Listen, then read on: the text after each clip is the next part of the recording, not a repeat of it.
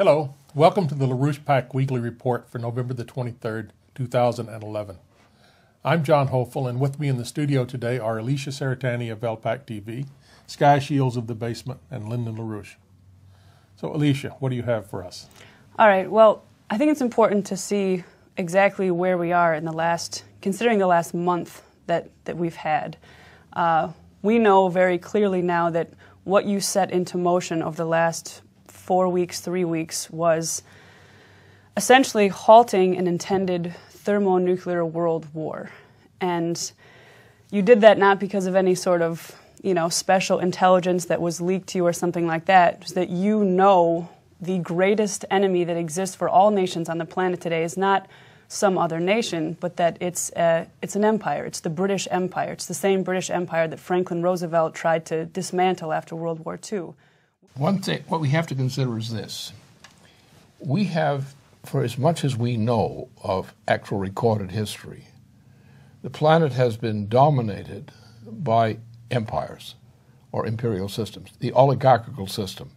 We're still living globally under the reign of the oligarchical system, in which there are people who consider themselves the rulers of the planet, and they consider people, ordinary people, as like cattle, like human cattle, to be managed, their population to be controlled, and so forth. Now, what has happened is, in the process of events, over all these centuries that we've had this phenomenon of the oligarchical principle, there's been an increase in the level of culture, which is necessary because the planet demands for any species on the planet to either progress or die. So what's happened is mankind has, despite all the setbacks, has made a certain amount of progress up to the present time. Now for the empire, which is really the Roman Empire more than anything else, and the British Empire is really a continuation of the Roman Empire, the problem has been how do they prevent the demand for technological progress, scientific technological progress, from forcing man to develop to the point that man is no longer stupid, that man no longer submits to imperial rule, overlordship.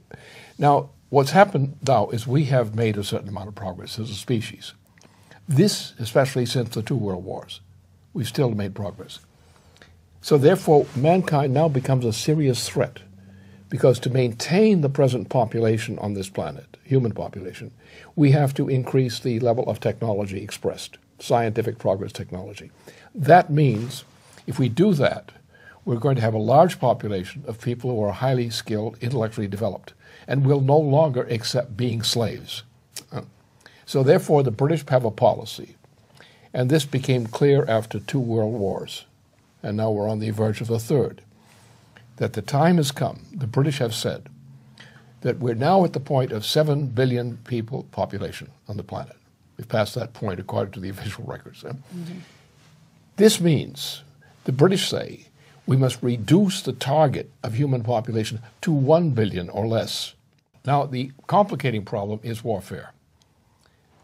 You look at the World War I, the level of devastation by World War I. Now look at World War II, more than double. Now we're going to a higher system of weapons, which are not only nuclear weapons, but thermonuclear weapons. What is now in stake is the threat, the very real threat, of triggering a thermonuclear war on this planet, and it could happen immediately. So therefore, under these are the conditions. Therefore, you have a demand for the reduction of the human population as the basic policy of the British Empire, and the consent of many people throughout the planet who consent to, well, we're going to be on top. The other guys are going to die. We're going to make it. They're going to die. And therefore, what we could do and should do for humanity, not only on Earth, but in this solar system and in this galaxy, there are things we must do to create the conditions favorable to human life within the solar system, within the galaxy, as well as on Earth. And that's the direction we would normally be heading toward under a sane government. What we have now is a suppression, both a suppression of technological progress and a reversal of it. And the policy officially from the British Empire, explicitly, that means the Queen and the whole bunch, They are all determined to effect genocide on this planet, to reduce the human population from now 7 billion people to 1 or less. That's the objective. That's by design, which is why I think some of the most recent moves on the part of the Russians lately, in particular the fact that you've got this, what all the greenies are in a complete panic about, but it's probably one of the most wonderful things that's happened in the recent history of the biosphere, which is the melting of the Arctic sea ice. This is a wonderful development. This is a marvelous development, because right now you're looking at a complete transformation of the map of the world. Now, the greenies are upset because the British are upset. They're upset because this means human progress. And just like you're saying, it's forcing human progress on the part of people who otherwise would not move. This is sort of funny. Take a look at the if you take a look at a map of the trade routes that are now opening up largely by Russia. Russia's placing a lot of these icebreakers up there. You can see right here this sort of top view of the Earth gives you an idea of exactly how Russia, North America, Western Europe, Greenland here, how all these nations are connected in a very different way than most people typically think of the connection here. This is very different than the longer trade routes, which would have to come all the way around the Horn of Africa, would come around, go quite out of their way in order to cover what you can see here, essentially very short distances. With the melting of the Arctic sea ice, suddenly all of this is opened up for trade. Now, this has had some really good effects. The fact that the Russians are capitalizing on this means that anybody else who's up here realizes that they need to get their game in order to be able to act. Now, of course, the Chinese are already on top of this. Chinese, who you can see don't even have a coastline anywhere near any of this, already have ice-breaking ships, which are designed to take advantage of this and help open this area up. It gives you an idea of real forward thinking. Opening this up forces the U.S., Canada to be involved. Canada, which has been neglected because of British policy, has been forced to neglect the development of their northern regions and to have a very limited naval presence along their northern coast, is now being forced to keep up. So they're building now a major icebreaker to take part in this development. You're getting a transformation of a map of the world as a result of this shift. So again, I stress, this is the greatest thing that has ever happened. Anybody who's complaining about the melting of the Arctic sea ice is an idiot, is a complete idiot. And everything that they've complained about is being proven to not. You have, I just sort of like, the recent storm you had there was it was a bad thing for, on a lot of levels, there's a humanitarian development.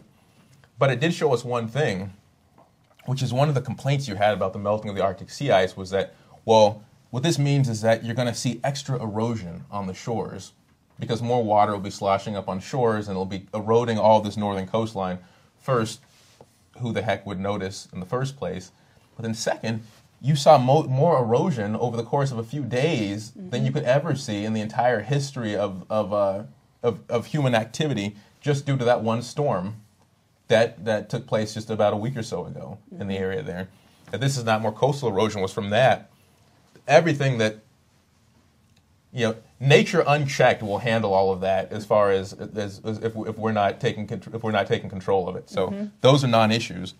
This is the real issue. But now here's some of the other proposals are the most exciting. If you take a look at what's being done here, there's a Russian proposal for this island here, which is about 1,000 miles from the North Pole. It's technically in the Novosibirsk region in Russia. If you could see the continental shelf it's a part of, it's significant. It's out here on the Lomonosov Ridge off the edge of Russia. This is really important with recent developments about the whole law of the seas development, looking where all these how far these continental ridges extend into the Arctic Ocean, because it gives you an idea of what the geometry is beneath the surface. And these are what these nations now are laying claim to. So, and this island, of course, is an outgrowth out of that continental ridge. This is the reason you see this archipelago here that extends. That archipelago is an underwater mountain range. And these are the mountain tops. The proposal for this one here, this island, Kotelny, and on that ridge, is to build a city, and here's one of the model, to build a city whose life support system, internal life support system, is modeled on what we use for the International Space Station. Now, it's much larger than the International Space Station, but it's taking techniques that were borrowed from that expansion into the frontiers to now improve man's life here on the ground, which is what you expect. I mean, this gets into a whole bunch of other questions about what actually is disease, which we can discuss in a second, but I think it shows up the main thing. When we expand into space, we're fighting an offensive war against problems which we'd be fighting a defensive war if we remained here on Earth. You remain here on Earth, you wait for disease to hit you, you wait for bad weather conditions to hit you, and then we may or may not adjust. The oligarchy loves that because that's the mentality of a peasant. Those are people who can be controlled, you keep the population low. Mm-hmm. But a human society, you move out to the frontiers, you fight this as an offensive war. You move to meet these. You move to meet the different kinds of health crises you're going to run into. We did it with the ISS. This has enabled us to have this sort of development now in the Arctic. Now, done correctly, the architect who's designed this has made the point, done correctly, this can again be leveraged into space, and this would be the sort of the style of development you'd build on the moon and elsewhere. So we'd have the technology developed here. This is a beautiful way right now to force you can force the evolution of humanity by forcing ourselves to these sorts of frontiers. You can force this discussion right now. Well, worse than that, you've got two things. But first of all, you have a requirement of an increase in the energy flux density of life, human life, a built-in requirement. Now, what happens if you go backwards? Can you retrace the backward steps? No, you can't. What you have to do, you are faced with a new challenge, and you have to make a leap forward from a higher level of technology to make up for the attrition that you've suffered in the meantime. So now this means that you need a science driver program of very high technology as the basis for the entire organization of the economy. Right. In other words, you cannot reverse the decay. Right. You have to leap beyond it by leaping to a higher technology, which means that if you have a small number of people, relatively speaking, who are unleashed with high technology, higher than existed before, that smaller number of people can actually more than replace the loss of a much larger number of people. Because what you do is by going a leap forward in your technology, your science and technology, you actually introduce a new factor which you can discard the fact that you lost. Okay, we lost it. Yeah. We wasted it. But we can make up for that now because we're going to make a leap in scientific knowledge, which will enable us to bring into play technologies which will more than compensate for what we lost in technology earlier. That's what we see happening in Russia now. Mm-hmm. You see that the great loss in massive capability, which the Soviet Union had, for example, that loss, numerical loss, can be made up for, and that's what they're trying to do, by leapfrogging in terms of the frontier of technology, the frontier of science and technology. And that's what you see. Right. And that is the, while it's limited in the case of Russia, we can imagine that a United States under a president of my choosing, I'm not proposing myself, that case, a little bit old for the job, but under the right conditions, we can make such a leapfrog, which Russia wants to make now, and other parts of the world want. For example, how can you deal with the great poverty in India? How can you deal with the great poverty in Africa? You have some people who have set technology in India, and the culture in other countries. The question is, they cannot just simply eat ahead. They have to make a leap in technology. With a smaller number of people who are already skilled must make leaps in technology and science driver programs, then this will enable the entire population to meet the challenge. So the advancement of, for example, education and development of cadres should be the primary concern of every nation on this planet today. It's the only way we can do the job. You cannot gradually educate people and give them upgrade inch by inch progress, or try to repeat the past progress which you lost before.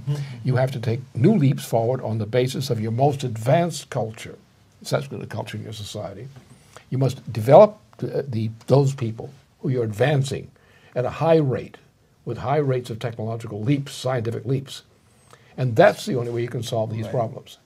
And this does it, because this creates this issue of the Arctic region, creates the kind of challenges which we otherwise experience only in space colonization.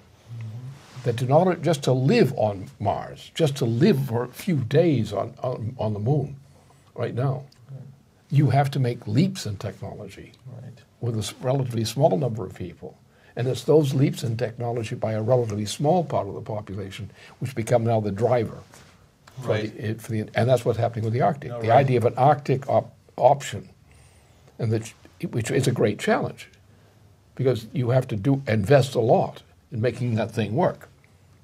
But that's the kind of thing that is going to give us the advantage. It's going into space, which is going to create the challenges for a relatively small part of the human population, which would be the salvation for the greater part of the human population. Well, the point is don't give up on the ideas which represent the future of humanity. Don't let those who sneer at that win. They're losers. And the trick is, don't join the party of the losers, which is what we're proposing here, actually, isn't it? Don't join the party of the losers. You know what's going to happen to you if you do.